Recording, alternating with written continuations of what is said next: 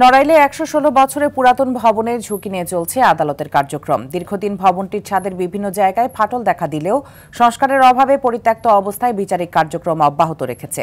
যেকোনো সময় ছাদ ধসে জীবনহানির মতো ঘটনা ঘটতে পারে। নড়াইল প্রতিনিধি মোস্তফা কামালের তথ্য ও চিত্রে বিস্তারিত জানাচ্ছেন লামিয়া তানজিন মাহমুদ। সামান্য বৃষ্টি হলেই ছাদ থেকে পানি পড়ে লাইব্রেরি ও রেকর্ড রুমে থাকা প্রয়োজনীয় কাগজপত্র ভিজে যাওয়ার ভয়ে ঢেকে রাখতে হয় পলিথিন দিয়ে। ১৯১২ সালে নির্মিত জেলা প্রশাসকের এমনই পরিত্যক্ত ভবনে প্রতিদিনই বিচার কাজ চলছে ৩টি এজলাসে। জায়গায় জায়গায় খসে পড়েছে সিমেন্টের প্লাস্টার। যে কোনো মুহূর্তে ঘটে যেতে পারে দুর্ঘটনা। ১৯৯০ সালে নড়াইল গণপূর্ত পরিত্যক্ত ঘোষণা করে ভবনটিকে। এখানে বিচারকদের খাস কামরা ছাড়াও আছে অতিরিক্ত পিপি, সহকারী পিপিদের চেম্বার। কিন্তু ভবনের এমন বেহাল দশা দেখে এ ভবনের বিচার কার্যক্রম বন্ধ করে অন্য ব্যবস্থা গ্রহণ করার দাবি বিচার প্রার্থী সহ সংশ্লিষ্ট সকলের। এখানে যারা বিচারক আছে, আইনজীবী, বাদী বিবাদী, সাধারণ জনগণ যারা বিভিন্ন কারণে এই ম্যাজিস্ট্রেট কোর্টে আসে, তারা অত্যন্ত ঝুঁকির মধ্যে দিন পাত করে। বিচারক, উকিল সাহেবরা সবাই নিরাপত্তাহীনতায় ভুগছে। বিল্ডিংটা নতুন করে করলে জনসাধারণের জন্য ভালো হয়। জুডিশিয়াল ম্যাজিস্ট্রেট কোর্ট দীর্ঘ প্রায় ১০০ বছরের পুরনো, যে কোনো মুহূর্তে ধসে পড়ে যেতে পারে।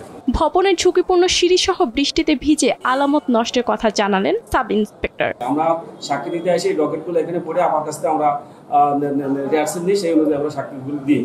কিন্তু এইগুলো যদি ধ্বংস হয়ে যায় তাহলে তো আসলে পরবর্তীতে আলামত ধ্বংস করলে তো এই মামলার ডকেট শেষ হয়ে গেলে আমরা কি দিয়ে সাক্ষী হই? পরিত্যক্ত ভবনে ঘটে যাওয়া দুর্ঘটনার দায়কার? প্রশ্ন জেলা আইনজীবী সমিতির সভাপতির। আমাদের নড়াইল জেলা আইনজীবী সমিতির পক্ষ থেকে আমাদের দাবি, অতি দ্রুত এই ভবন থেকে বিচারিক কার্যক্রম অন্যত্র সরিয়ে বিচার প্রার্থীদের বিচার দিতে হবে।